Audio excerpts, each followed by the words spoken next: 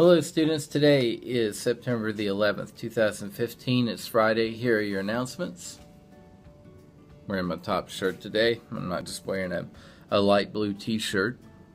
I didn't want you to think I was a Tar Heel fan. Not that I have anything against them. I think it's a fine university. I just am wearing my top shirt and wanted to show you that. My announcement today is just going to be a thought for the day about September the 11th. And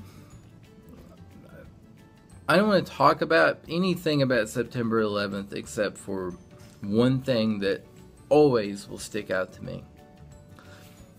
I was getting my master's in college when 9/11 happened, which means I'm really old, at least by my estimation, because that's a long time ago now, 14 years ago. And I was going to my reading class, or it wasn't like where we read, but we were studying the theory of reading. And I never listened to the radio. I always had listened to CDs back then. And so I had no idea anything was going on. I pull into the parking lot. It looks pretty vacant. And I'm like, man, a bunch of people late out of school today. So I'm walking to my reading class.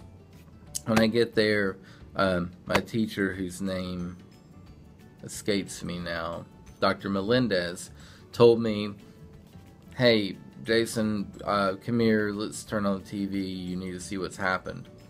And so we go and turn on the TV, and we see what happened on September 11th. Now, it was a scary feeling, especially in the beginning when nobody had any idea what happened, because it could be as it could have been as innocuous as a plane accident. I don't think you can call that innocuous, but you know what I'm saying? It could have just been an accident, or it could have been a major attack, or it could have been a prelude to something like terrible with multiple attacks, and that's what it ended up being, really, if you consider the Flight 93 and the plane crashing into the Pentagon, and then the second plane hitting New York. So it ended up being a pretty traumatic day.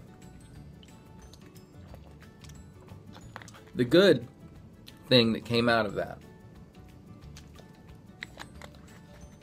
and it lasted a while, is that people were so nice to each other. I mean, it was the most beautiful outpouring of the human spirit that you can possibly imagine. It showed us for a week, if we didn't have to have something terrible like that happen, how wonderful the world could be, how wonderful people could be, how giving people could be, how undivided people could be. The Congress and Senate in the United States were like locked arm in arm, which I believe, you know, it's kind of healthy for that not to be the case, because, you know, we don't want to just go whichever way the wind blows. But that was a very significant moment.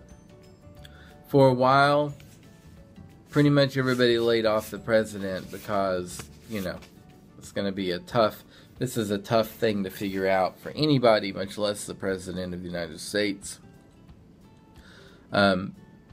For a while, George Bush was very one of us. Like, he wasn't an elevated president that seems like an unattainable person. He was on the ground. He was there, you know, with the firemen and everything. Everything felt so good the week after that happened, between people. I mean, even on a very local level. Like, you would pull out in front of somebody and they would say, hey, no big deal. They wouldn't honk their horn. They wouldn't give you the finger. They wouldn't do any of that. They wouldn't holler at you. People would let people over. People were kind to everybody. I can't express to you what like, that's all I remember. I remember how that feels. I remember how weird it felt, but good it felt. And I thought, honestly, at that point in time, maybe this is how the world's going to be from now on. Maybe this is how we beat terrorism. Maybe this is how we feel safe because of the peace and harmony that everybody had. And I wasn't so naive that I thought that it would stay that perfect. But I never thought it would get to the point where it's so the opposite of that now.